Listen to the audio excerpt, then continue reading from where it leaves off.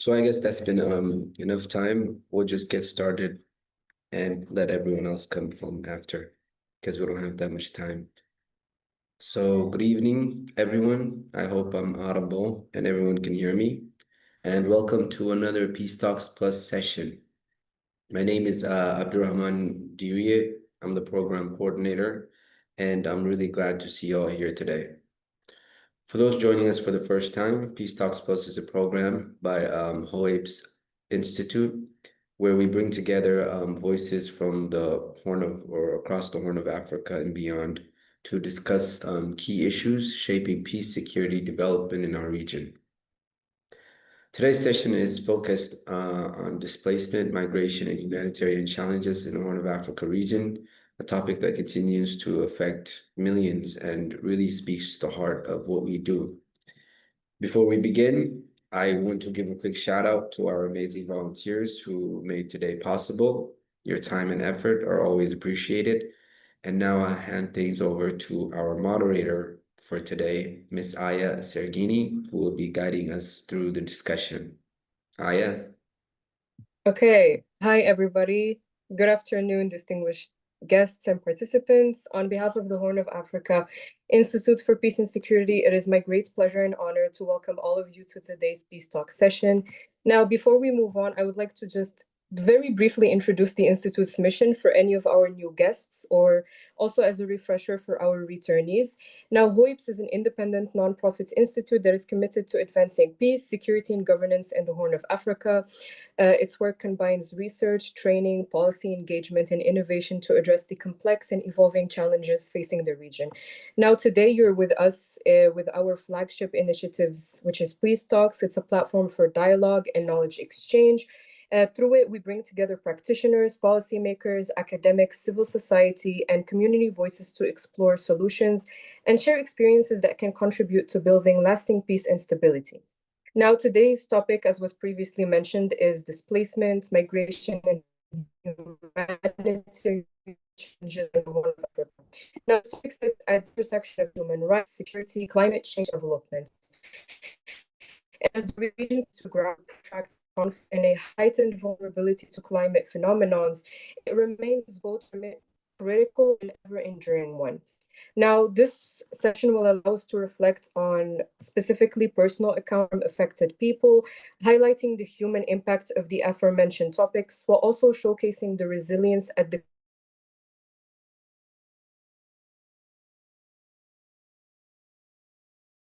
apologies, it seems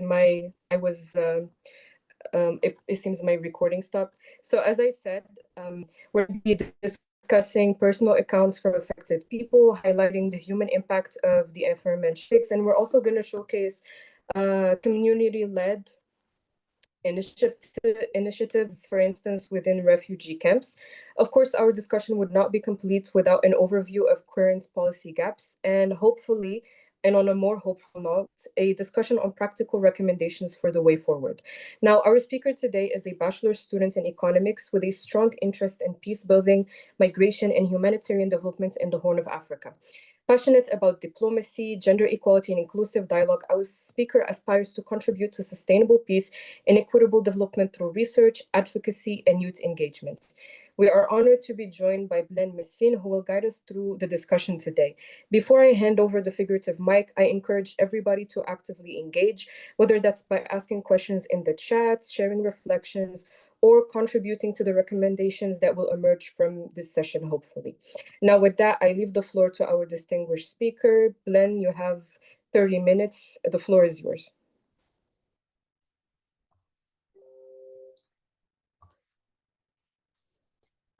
Good afternoon, everyone. My name is Blaine Mesfin, and I am deeply honored to speak with you today about a crisis that affects millions across the Horn of Africa, displacement. This is not just a humanitarian issue, it is a profound challenge, one that touches families, communities, and entire nations. It is a challenge that calls for empathy, action, and above all, collective responsibility. Imagine waking up one morning and discovering that your home, your school, and your livelihood, everything familiar and safe, has vanished overnight. The land you relied on for food has turned to dust. Violence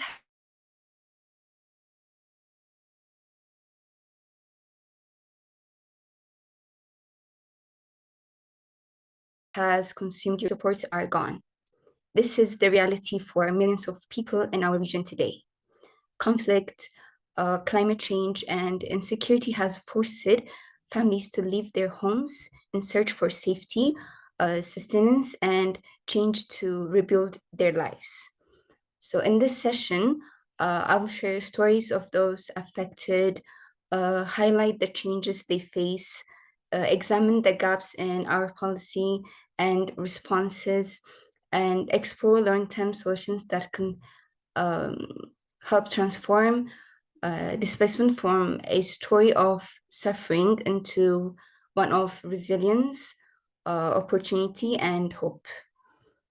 Well, the Horn of Africa is experiencing one of the most complex displacement crises in the world. According to UNHCR, over 18.5 million people are internally displaced, and other 5.3 million have fled to neighboring countries. These numbers are stargating, but they only tell part of the story. Behind each number is a human being with a life interrupted, dreams deferred, and daily struggles that the most of us can hardly imagine. Let me share a story to illustrate this reality. Amina Abdi is a mother of four. Her village was once fertile farmland, but years of drought destroyed her crops and killed most of her livestock. With no food to eat and no water for her children, Amina had no choice but to leave her home. She embarked on a journey over 50 kilometers, walking under the scorching sun, carrying her youngest child while holding the hands of her two older children. She finally reached a refugee camp where she now struggles daily to provide even the most basic necessities for her family. Amina's story is not unique. In Sudan, for example, political instability has led to widespread violence, forcing entire communities to flee. Villages are emptied, schools are closed, and local economies collapsed. In Somalia, decades of civil conflict, compounded by recent droughts, have left countless communities vulnerable, unable to sustain themselves and in desperate need of humanitarian assistance. And there is climate change in El Niño floods, erratic rainfalls, and rising temperatures have destroyed crops and livestock, leaving families without food or income. Children are out of school. Mothers must walk long distances to fetch water, and communities are fragmented.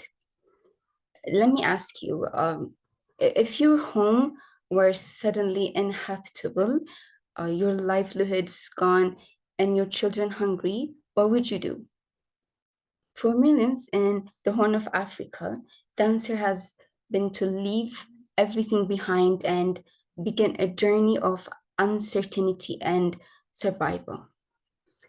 Displacement is not just a statistic, it is deeply social and emotional reality. People lose access to education, healthcare, and livelihoods.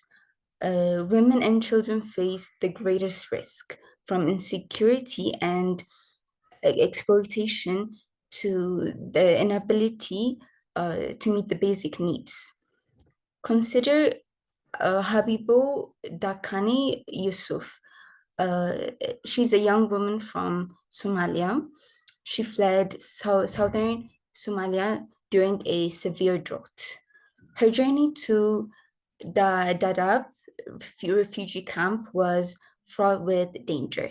She walked for days with her younger siblings, facing harassment along the way and surviving on very, very little food and very little water. Despite these hardships, Habibo now helps other women in the camp by teaching basic literacy and numeracy skills. Her courage and determination reminds us that displaced people are not passive victims. They are resilient, resourceful, and capable of rebuilding their lives if given the opportunity. Let me give you another example. The story of Maka Ibrahim Mohammed, an 18-year-old Sudanese refugee in Chad. The story begins during childhood. She faced life-threatening complications because there were only one ambulance for dozens of clinics. Women like Maka arrive too late to receive adequate care. Yet, even in these conditions, Maka volunteers in the camp's health education program. She teaches young girls about hygiene and nutrition. There are also stories of hope. In Ethiopia, young displaced men and women have started small businesses in refugee settlements, selling crafts, providing different services, or opening small shops. So these efforts not only sustain their families, but this also contributes to local economy. The resilience of displaced communities is remarkable. They create makeshift schools, develop community saving groups, and provide different emotional support to one another. Their efforts reminds us that humanitarian response must build on the abilities and dignity of those affected, not just provide temporary aid. Despite the tireless work of governments, UN agencies, and different international NGOs, the system has significant gap. First, short-term funding often leads to temporary solutions that cannot sustain communities in the long run. Humanitarian assistance arrives in the form of food aid or emergency shelters. But while all these are good, but once funding ends, families are left vulnerable again. Second, limited regional coordination means that resources are sometimes duplicated in one area while neglected in another. For instance, governments may set policies without harmonizing them with neighboring countries, leaving displaced populations without consistent access to services. The third is long-term planning is often overlooked. While emergency aid saves lives, we must also plan for education, healthcare, livelihood, and social cohesion. Let me give you an example. In Sudan and Somalia, international aid agencies have struggled to coordinate vaccination campaigns during outbreaks of cholera and malaria. While Some areas received sufficient resources, others were left exposed, and preventable death occurred. So these gaps highlight the urgent need for coordinated long-term relationships and strategies. So to truly address displacement, we need comprehensive long-term solutions. These long-term solutions must be inclusive, community-driven, and integrated with development, peace building, and climate resilient strategies. They should focus on integrated programs such as community recovery projects, provide food and water while also supporting local businesses and social services. In Ethiopia, displaced communities have rebuilt small farms with NGO support, providing income and food security.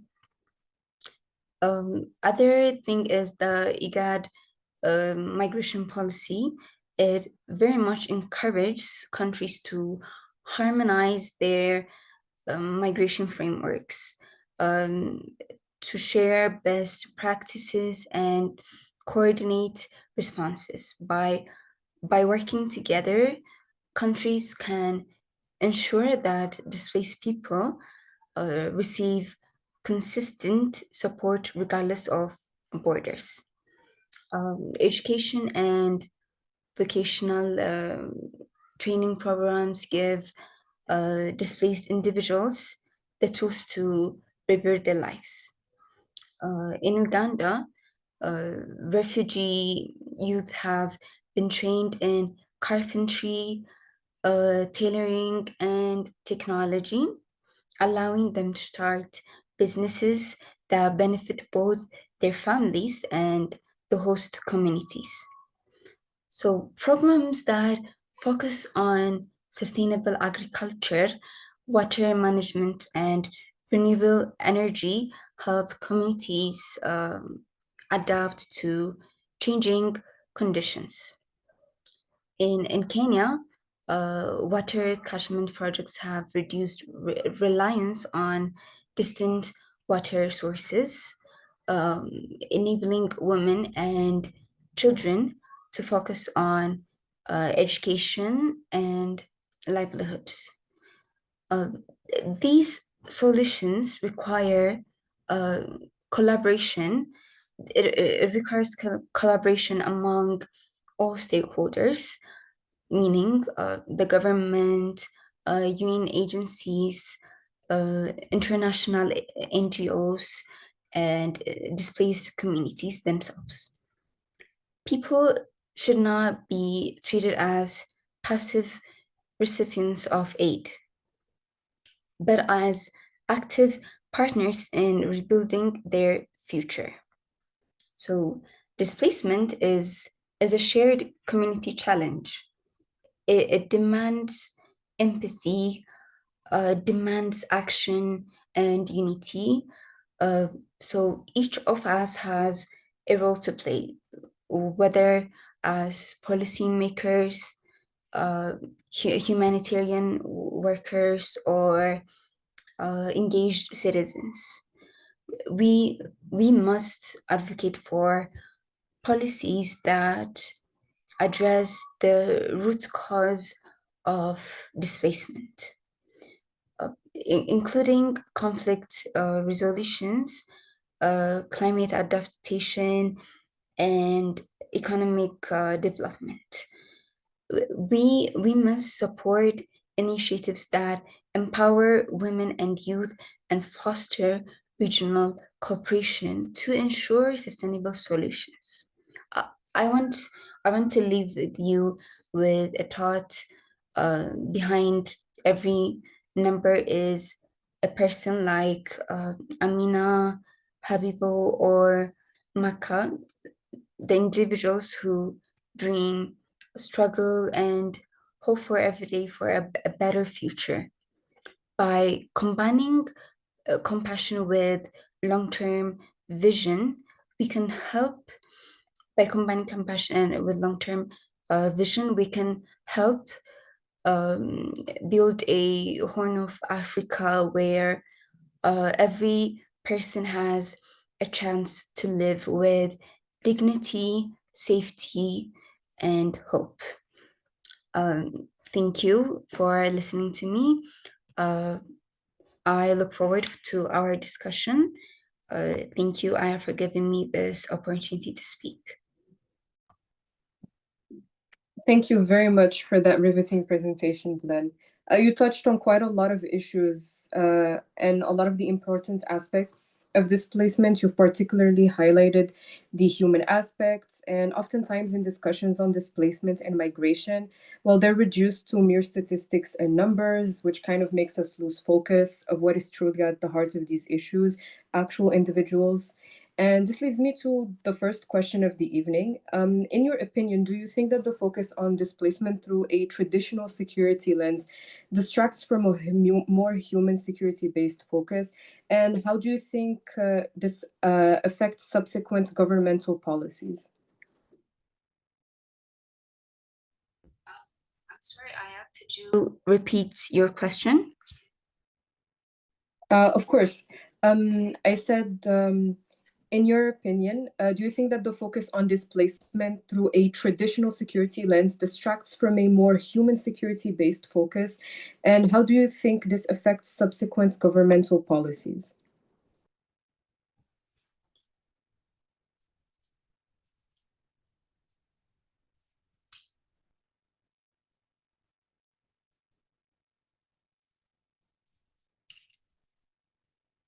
So, regional governments play a great role for decreasing migrations through collaboration of the communities, youth, and different citizens. And regional cooperation is essential because of displacement doesn't stop at borders. When countries work together, they create shared solutions um, that protect people's rights and strengthen stability in the region. Thank you very much for your answer. You've also brought up quite a few examples of displaced community-driven projects. I want to know if you have anything to say about specifically the involvement of the youth in decision-making.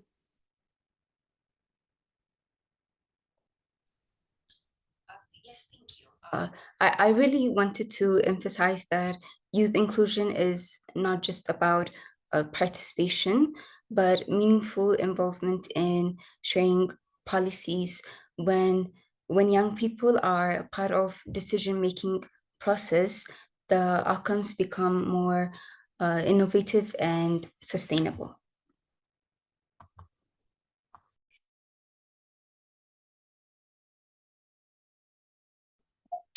And in your opinion, when it comes to regional cooperation, whether that's through the IGAD, what do you think of what is going on currently in the ground? Do you think that these intergovernmental cooperation is actually helpful? Do you think that they're doing any work that is actually effective currently, or do you think that there's a lack of a human-centered approach?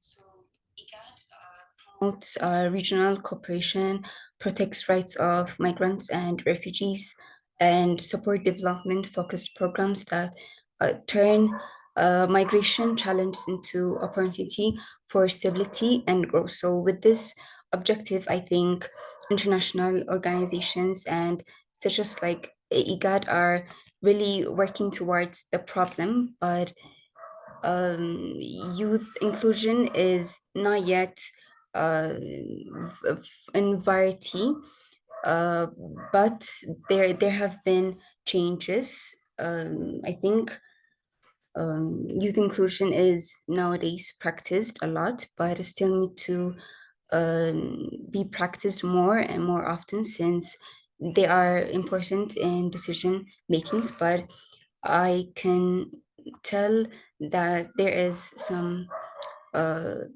problems that are fixed and is going well. All right, thank you very much. I will not hog all the discussion. I will now move on to the Q&A session. So if anybody in the chat, any of our participants have any questions, please leave them. We already have a first question. So, Len, in your opinion, what is the most misunderstood aspect of migration or displacement in the Horn of Africa?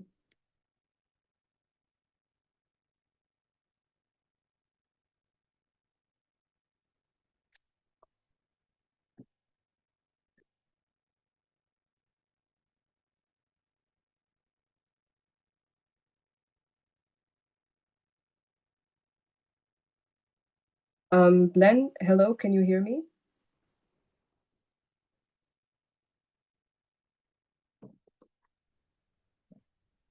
Hello. Yes, hi. Would you like me to repeat the question? Okay. I think I can see the question in the comments. Is that the question you asked me? Yes, that's the question. Okay. A commonly misunderstood aspect of migration in the Horn of Africa is that it is always a crisis, when in reality it is often a strategy for survival, resilience, and seeking opportunities. I would say that.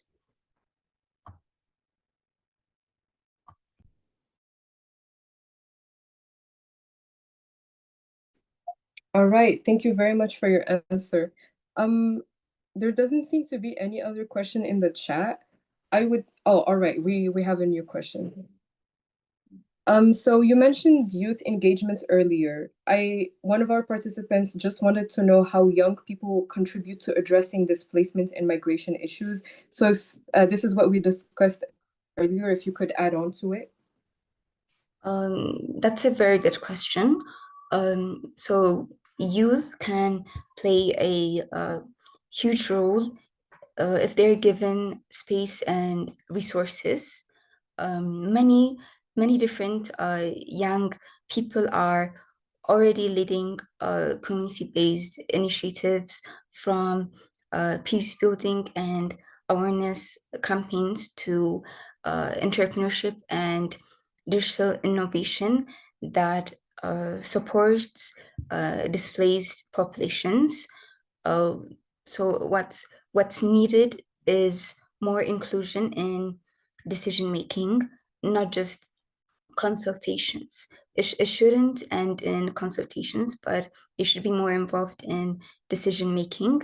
So if young people are involved from the start, solutions become more creative, inclusive, and sustainable.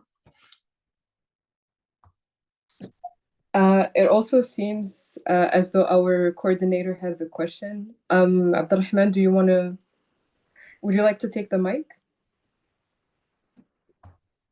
Sure. I just wanted to ask a general question. Bedin, I wanted to know why the main reason you think are that people are being displaced or forced to move in the Horn of Africa, and what do you think is the best solution for that, personally?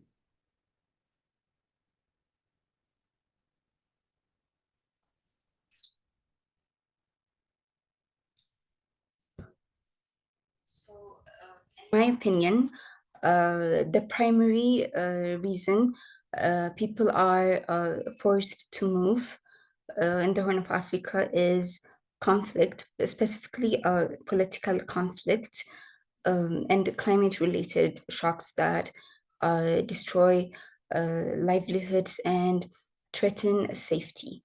So solutions for these reasons and how we can move forward is sustainable solutions that include regional cooperation, inclusive policies, investment in livelihood, and meaningful participation for displaced communities and um, displaced communities in decision making.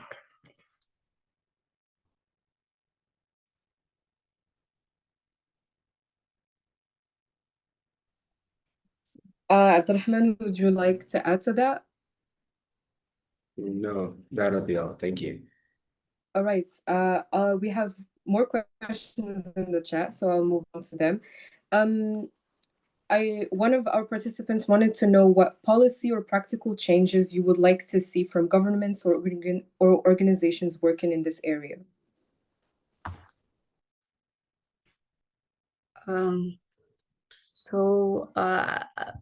I personally would like to see a stronger regional cooperation. When I say stronger regional cooperations, displacement doesn't stop at borders, so as our response shouldn't either. Governments and partners should invest more in long-term solutions like education, skills training, and climate adaptations, and not only emergency aids. And importantly, displaced communities themselves should be included in designing programs. They are not just beneficiaries, but agents of change. I would say that. And when it comes to gender inclusion, how do you think that gender dynamics shape the migration experiences and integration outcomes of women in transit in destination countries?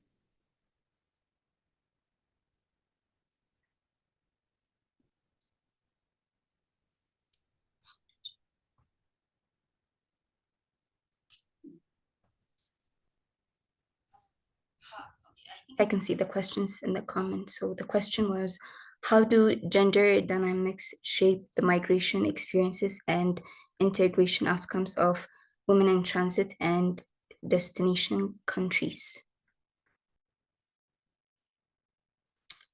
I'd say that in gender dynamics significantly shape women's migration experiences because women often face higher risk of exploitation, different harassments, and limited access to services. So during transit and in destination countries, um, at the same time, social expectations and caregiving responsibilities can restrict their economic opportunities. But when supported with gender sensitive policies and different programs, women can successfully integrate and contribute to local economies and generally strengthen the community resilience.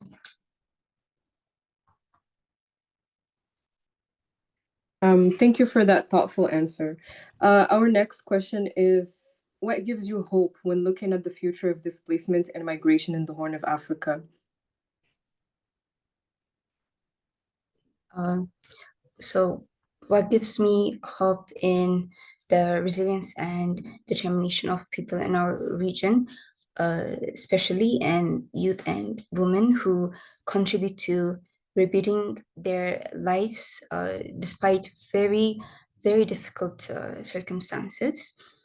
I've seen young people turning different challenges that they face into opportunities, using innovation, community leaderships, and different dialogues to make a difference. So there's also growing regional and international attention to finding to finding sustainable solutions, which shows that change is possible if we can continue working together with empathy and commitment.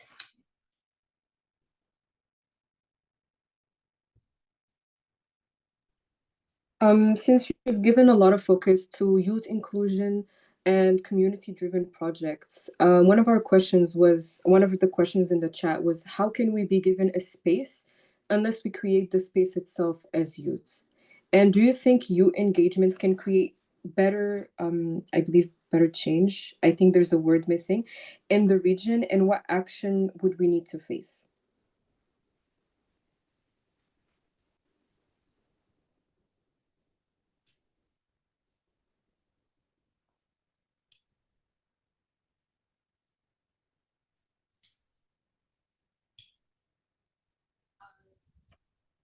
So, if not given the opportunity, it's best if youth prepare their own seat at the table, but it is highly encouraged for governmental organizations to do that. It is highly encouraged for youth to participate in spaces, and governments and different NGOs or different organizations that promote youth engagement should really practice that.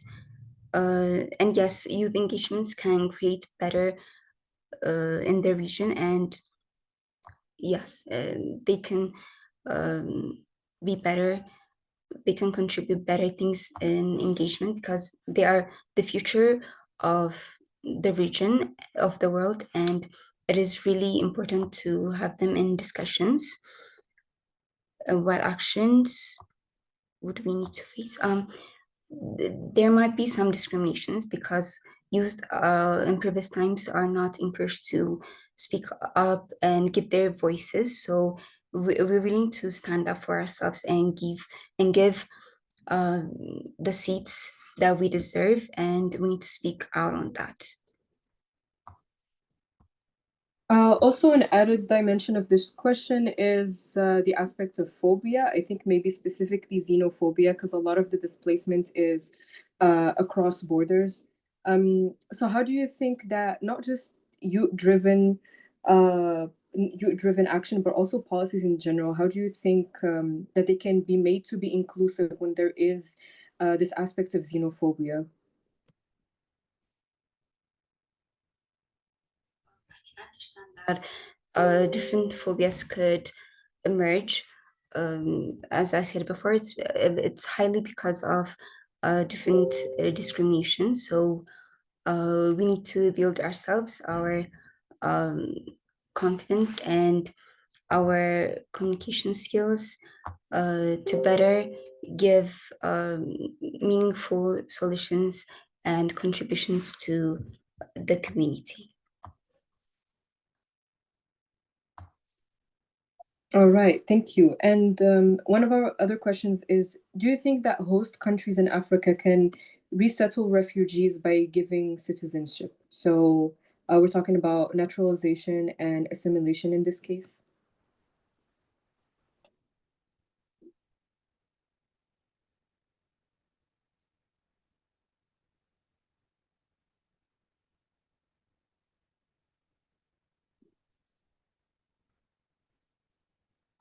So the question is quite not my areas of experience, but I will try to give some insights. So I think in giving citizenships, every countries have their own standards and different procedures. But well, giving citizenships will immediately get them off from refugee settles, but it is generally I recommend regions in the country to resolve if it's political issues or if it's climate issues, so that it is given opportunity to live in that area and not flee from people that grew up there to another country. So it's best if governments and institutions solve the issues that uh, affect displacement and that are leading cause to migration rather than immediately giving citizenship. But unless if it's unsolvable, it would be recommended that the people that migrated to be given the citizenships in the country that they have migrated to. All right, thank you. And the last question I'm seeing is Western countries are shutting down doors on migration. What implications does it have for refugee persons who have been in refugee camps for over 10 years, 20 years? Immigration, therefore, citizenships won't be given to the person that migrated. So I think it would be really hard for them to build a life um, to the migrating areas. It would be really hard, but in hopes to the countries to change their uh, citizenship laws and give their hands out to citizenships, because these citizens were once citizens of a country and they're being fled to the other country because they're facing different struggles, displacements that leads to migration. I would say. Okay, thank you very much. And that wraps up our session. Well, we do have one more question, so I will give the floor to the last question. So, according to Western doors that had close to the refugees, what approach does what apologies, I can't read. Yeah, okay. What approach does Africa have to take to face this challenge, to be able to be open and welcome refugees? So, since we talked about Europe closing its doors, how about now we talk about when it comes to African countries themselves opening their doors for displaced people? Do you think IGAD and the African Union have enough policy for them to solve this issue?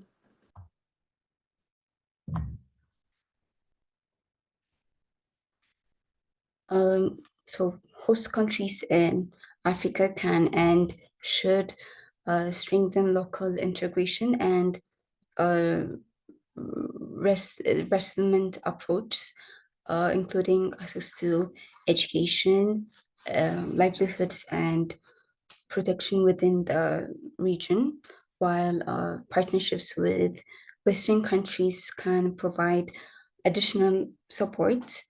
Africa does not have to rely solely on sorry.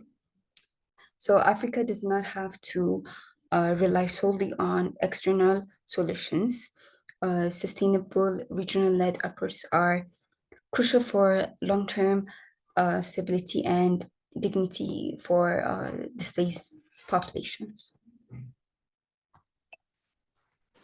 Okay, thank you very much. And that officially marks the end of our session today. I would like to thank all of our distinguished guests for their active participation in the chat. And thank you, Blen, for sharing your expertise with us and for discussing this very important and timely topic.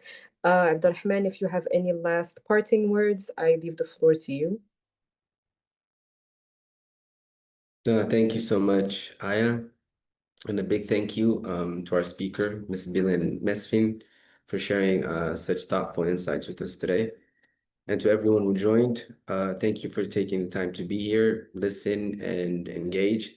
Conversations like this remind us why sessions like this matter and how we can all play a part in shaping a more peaceful and resilient Horn of Africa. So on behalf of HOAPE's Institute and the entire Peace Talks Plus team, we truly appreciate your participation. Until next time, stay safe, stay inspired, and keep the dialogue going. Have a great evening, everyone, and I'll see you.